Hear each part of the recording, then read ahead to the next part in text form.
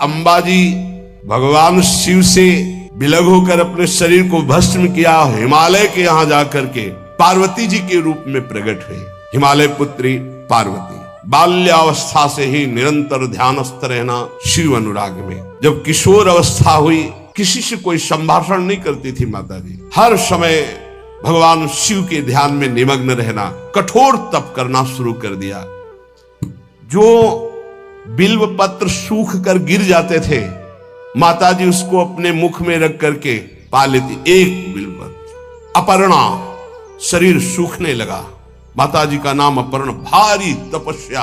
भगवान शंकर को एकदम बोध हुआ कि सती का जन्म पार्वती के रूप में हिमालय के यहां हो चुका है और वो हमारे लिए कठिन तपस्या कर रहे हैं। तो सप्त ऋषियों को बुलाया और उनसे कहा कि जाओ इनके प्रेम की परीक्षा लो। सप्त ऋषियों, जाओ, हमारी आज्ञा है, पार्वती की प्रेम की परीक्षा लो। यदि पास हो जाएं तो उनको तपस्या से निवृत्त करो। बोलो महादेव जी प्राप्त हो जाएंगे। जाओ भवन को चली जाओ, तपस्या की आवश्यकता नहीं। ऋषियों ने जाकर के पार्वती जी को देखा, मानो मूर्तिमान तपस्या विराजमान हो, अस्थिमात्र हुए रहे शरीर, सूखे पत्ते बिल्व के। मुनि बोले, हिमांचल नंदिनी, इतना कठोर क्या प्राप्त करना चाहती हो? किसकी आराधना कर रहे हो? तुम्हारा लक्ष्य क्या है? यदि हम सुनने के अधिकारी हों तो आप कृपा करके बता सकती हैं। पार्वती जी ने कहा, मन बड़ा सकुचाता है आपसे ये बताने में। आप लोग कहीं मेरी हंसी ना उड़ा दें जो मेरा लक्ष्य है।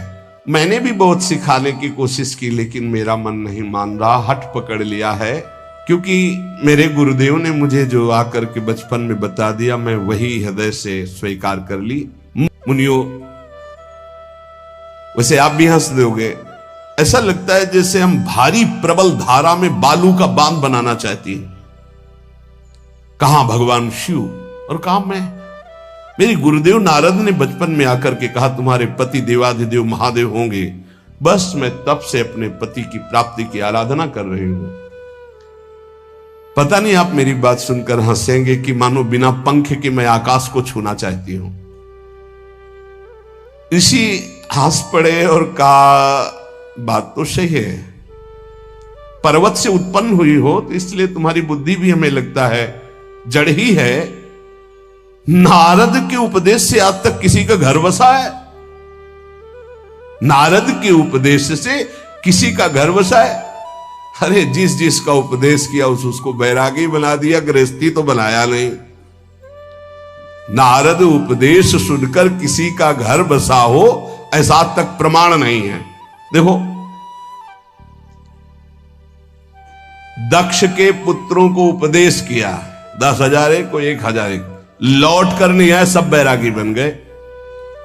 गुरु नारद जी की जो सीख सुना बर्बाद हो गया, बाबा जी बन गया, भजनानंदी बन गया।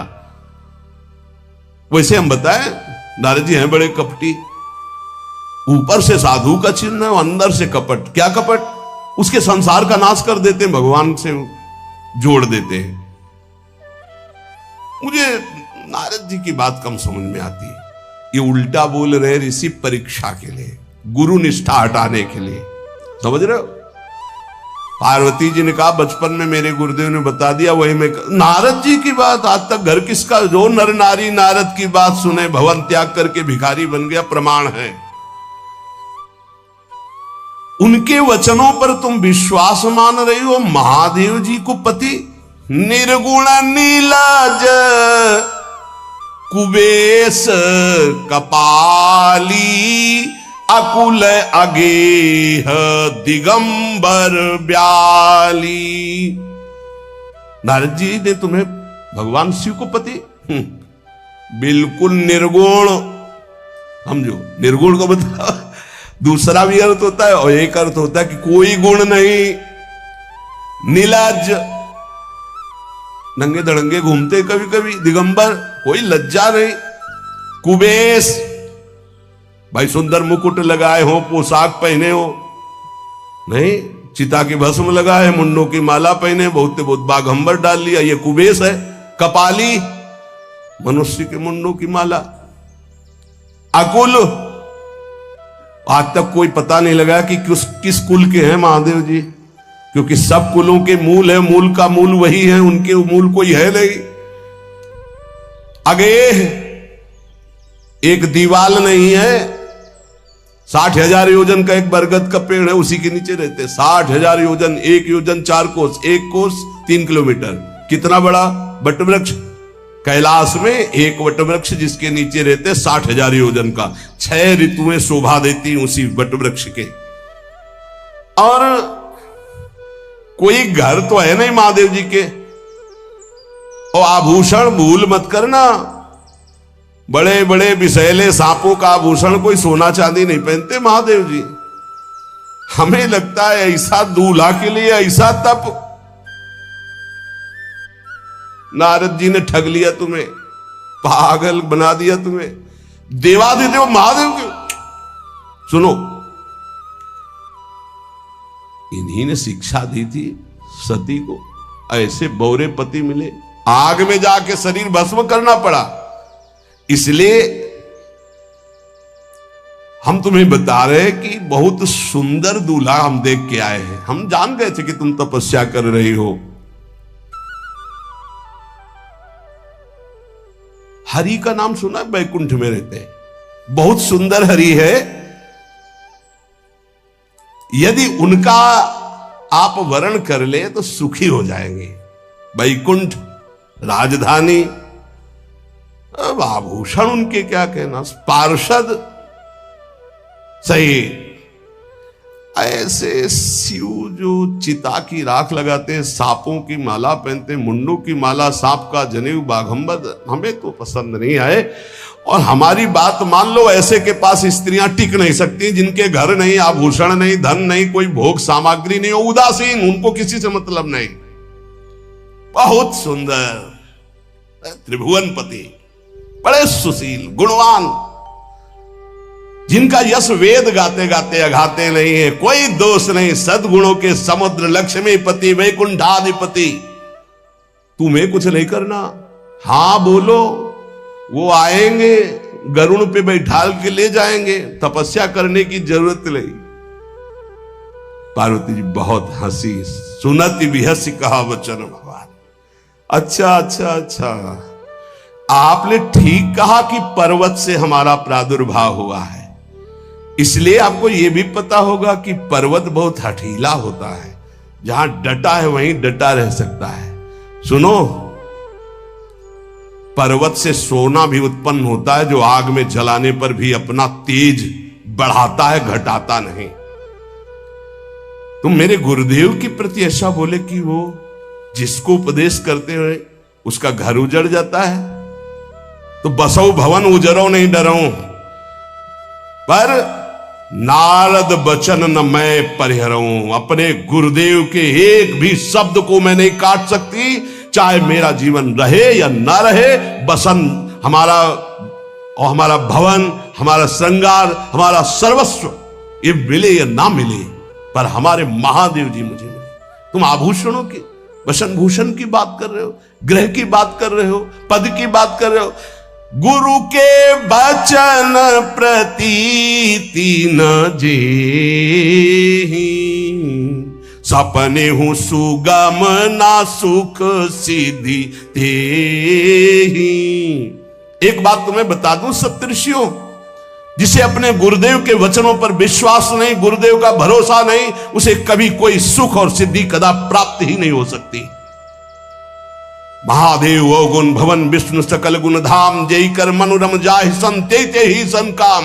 आपने बताया कि महादेव में कोई गुण नहीं है और विष्णु समस्त सद्गुणों के धाम है, मैं मानती हूं, लेकिन मेरा मन महादेव जी से रम गया है। 1000 बार आकर के, सैकड़ों बार आकर महादेव जी भी कहें कि अपने गुरुदेव के वचन छोड़ दो, तो मैं अपने गुरुदेव के वचनों का त्याग करने वाली नहीं। आप जा सकते हैं, बहुत जगत में कुंवारी कन्याएं और कुंवारे वर हैं, उनका ब्याह करा दीजिए। मेरी तो केवल एक ही बात रहेगी, हर जन्म महादेव जी के लिए। समस्त सप्तऋषियों ने साष्टांग दंडवत की और कहा, जगदम्बा आप नित्य शिव की अर्धांगिनी, भगवान शिव ने ही मुझे भेजा था आपकी परीक्षा के लिए। जाओ भगवान शिव सब जान रहे हैं, ब्याह पक्का, अब आपको तप करने की जरूरत नहीं है। करके सप्तऋषि गए हिमांचल से, कहा सादर अपनी कन्या को लिवा लाओ और ब्याह की तैयारियां शुरू करो। महादेव जी ब्याह के लिए पहले से ही राजी हैं और समस्त देवता ब्रह्मा जी आदि उनके पास जा रहे हैं प्रार्थना करने के लिए। इधर जब पार्वती जी को लेकर हिमालय अपने घर पे आते हैं, तब भगवान विष्णु, समस्त देवता, ब्रह्मा जी कैलाश पहुंचे, जहां भगवान शिव विराजमान थे। सबने स्तवन किया और कहा प्रभु बहुत दिन से एक लालसा है। भगवान विष्णु, ब्रह्मा जी, समस्त देवताओं ने कहा प्रभु हम सबके मन में एक उत्साह है, आप दूल्हा हो, हम सब बराती हो, आपका विवाह देखना चाहते हैं। प्रभु ये उत्सव देख ले तो हमारा जीवन सार्थक हो गया, आप हां बोलो। कामदेव के मद को चूर करने वाले आपको दूल्हा रूप में देखना चाहते हैं हम सब। स्वामी का स्वभाव होता है सेवक को सुख देना। पार्वती जी ने अपार तप किया है आपके लिए, आप उनको अंगीकार कीजिए। भगवान विष्णु, ब्रह्मा जी की प्रार्थना सुन करके भगवान शिव जी ने कहा तथास्तु, ठीक है ब्याह पक्का। देवताओं ने नगाड़े बजाए, फूलों की वर्षा होने लगी, देवाधिदेव महादेव की जय के नारे कैलाश में गूंजने लगे। सप्तऋषि भगवान शिव के पास आए, कहा प्रभु बड़ी अनन्य है पार्वती जी, आपकी अखंड प्रेम है। हमने बड़ा छल करके उपदेश किया, लेकिन उन्होंने कहा कि मैं नारद जी का उपदेश नहीं त्याग सकती, करोड़ों जन्म लूंगी और हर जन्म महादेव जी के लिए। भगवान शिव जी की आंतरिक वृत्ति जो पार्वती जी की प्रीति की है उसे कोई नहीं जानता। बहुत विरह में रहे, ऐसा न समझे कि देवाधिदेव महादेव जी परम उदासीन है, नहीं। सती जी के वियोग में बड़ी विचित्र दशा महादेव जी की हुई थी। सप्तऋषि फिर गए पार्वती जी के पास और कहा भी बीच में घटना घट गई, कामदेव गया था महादेव जी की समाधि को भंग किया, तो महादेव जी ने कामदेव को भस्म कर दिया, तो अब ब्याह का मतलब क्या रह गया। भवानी ने कहा तो तुम क्या अभी तक भगवान शिव को काम युक्त देखते थे क्या? क्या तुम समझते हो तुम्हारे जान काम अब जा रहा? अरे अब लग शंभु रहे सभी कारा। तुम्हारी नजर में अभी तक भगवान भिखारी थे और अब काम को भस्म किया है। अरे हमने भगवान शिव की आराधना की, हमरे जानी सदा शिव जोगी, अज अनवद्य अकामो अभोगी।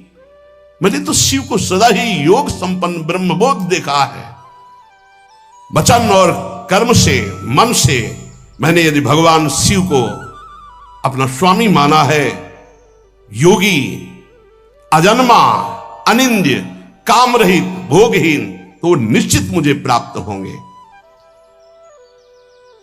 भगवान शिव के पास फिर सप्तऋषि गए, बोले प्रभु गजब की निष्ठा है, केवल आपके प्रति प्रेम है। ब्रह्मा जी ने लगन रची, सप्तऋषियों को बुलाया और कहा ब्याह दोनों तरफ, ये लड़की पक्ष की लगन, ये वर पक्ष की लगन। ब्याह तय हो गया, दिन नक्षत्र घड़ी, नगाड़े बजने लगे, देवताओं के लिए सुमन वृष्टि हुई। ब्रह्मा जी ने सबको बुलाया, हिमालय ने सबको निमंत्रण दिया, बड़े बड़े पर्वत भेंट लेके आ रहे हैं, बड़े बड़े रसनिधि समुद्र भेंट लेकर के आ रहे हैं। वहां भोजन पान के लिए हिमालय के पास कोई कमी थोड़ी थी, रस की नदियां बह रही थी, विविध प्रकार के रस, विविध प्रकार के फल, विविध प्रकार के भोग वहां सब व्यवस्थित किए जा रहे हैं। ब्रह्मा जी ने कहा देखो सबसे पहले नारायण की समाज रहेगी, दूल्हे की नहीं रहेगी, नहीं तो गाली ही पड़ेगी। हिमालय के यहाँ प्रवेश पाने के लिए बरातियों में सबसे पहले नारायण, फिर देवराज इंद्र का परिकर, वायु देवता, अग्नि देवता, सबसे पीछे दूल्हा की बारात। दूल्हे की तैयारी हो रही भाई। चिता की भस्म, चिता की भस्म, जैसे पाउडर ले गए, पहले चिता की भस्म लगाई गई, अब जटाएं बांधी गई। जटा से त्रिभुवन का विनाश जब करना होता, जटा खोलकर जब तांडव करते तो कोई नहीं बचता। जटा कटा संभ्रमम भ्रमण निलंप निर्झरी बिलोलवी चिवल्लरी विराजमान मूर्धनि धगत धगत धगत जो ललाट पट्ट पावके। तीसरा नेत्र मानव विश्व का विनाश करने के लिए उसे पटबंद किए हुए विशाल जटाएं। जटा का तो मुकुट सवार आ गया। अब जटा बंधे का ऐसे सांप, ये मुकुट सांप, और कुंडल करिया और भूरी भी थी। हाँ, सोने चांदी के लिए डंक मार दे तो बेहोश हो जाओ ऐसे। पहिरे ब्याला, बाजूबंद छोटे फण वाले, है कोई पनिहा, कोई दुमहा ऐसे, और ऐसे जनेऊ वासुकी नाग, गले के माला भगवान का विभूत, ऐसा स्वरूप है। और शेर की छाल नीचे, शशि ललाट, द्वितीया का चंद्र, शशि ललाट, ये मुकुट द्वितीय का चंद्रमा, सुंदर सिर गंगा, भगवती गंगा, फवारे ले उठते जटा के बीच से गंगा जी। नयन 3, माथे वाला बंद है, 2 खुले हैं। उपवीत भुजंगा, जनेऊ वासुकी नाग, गरल कंठ, नीलकंठ विष यहां रोके हुए, और मुंडों की माला, हाथ में त्रिशूल, डमरू बंधा हुआ, नंदिकेश्वर पे सवार।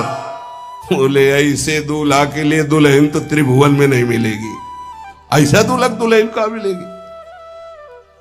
अच्छा, दूल्हा सज गया, ब्रह्मा जी ने देखा, बोले महाराज आगे आपकी सवारी। नारायण भगवान उनके चतुर्भुज पार्षद, शोभा सुगंध सौरभ, आगे गरुड़ पे सवार, पीछे हंस पे सवार ब्रह्मा जी अपना परिकर, देवराज इंद्र,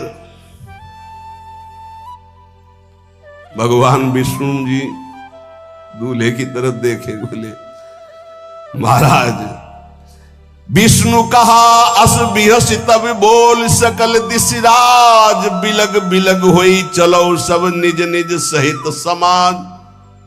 कोई भी दूल्हे के पास मत फटको, पीछे रहने दो, सब अलग अलग समाज चलो, नहीं पानी नहीं मिलेगा हिमालय के अगर आगे ये हुई तो। नारायण ने कहा कि दूल्हा के अनुरूप ही हम सब बराती नहीं भैया, दूल्हा सबसे पीछे, सब बराती क्रम से पहले हम, फिर ब्रह्मा जी, फिर देवराज इंद्र, से सब। भगवान शिव ने कहा तुम अपने पार्षद सब लिए हो, तो हम बुलाते हैं।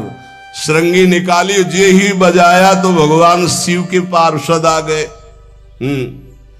शिव अनुशासन सुनि सब आए, प्रभु पद जलद शीस तिन, जय हो महाराज की आज्ञा करो। अरे वो दूल्हा देखा, देखा कैसा, बोले बरु बौराह बस असवारा, ब्याल कपाल विभूषण छारा। देखा है दूल्हा, बरु बौराह, बरु बौराह, बावरा है, क्यों? बैल पे सवार है, सांप की माला पहले, भस्म चिता की लगाए, मुंडों की माला। अरे पूछो मत, ऐसा दूल्हा। दूल्हे के शरीर तन छार ब्याल कपाल भूषण नगन जटिल भयंकरा, संगभूत प्रेत पिशाच जोगिल बिकट मुख रजनी चरा। जी के लौट के बता रहे, भाग्य मनाओ, जो जियत रहा है बरात देखत, पुण्य बढ़ते ही कर सही। जिंदा लौट आए बड़े पुण्य समझो, जो बारात देख ले और जिंदा रह जाए, बड़े भाग्य तिनके। देखी सो उमा विवाह घर घर बात सब लड़िकन। सबने कहा कि अगर दूल्हा को बाराती को देख के जिंदा रह जाए तो विवाह देख पावेगा, मतलब जिंदा नहीं रहेगा। जो बड़े बुजुर्ग थे वो समझा रहे, देखो भगवान शिव हैं, ये उनकी समाज है, सबको वास दिलाया गया। अब आरती करने के लिए, सुमंगल गाने के लिए नवीन नवीन स्त्रियां पार्वती जी की माता के साथ आ रही।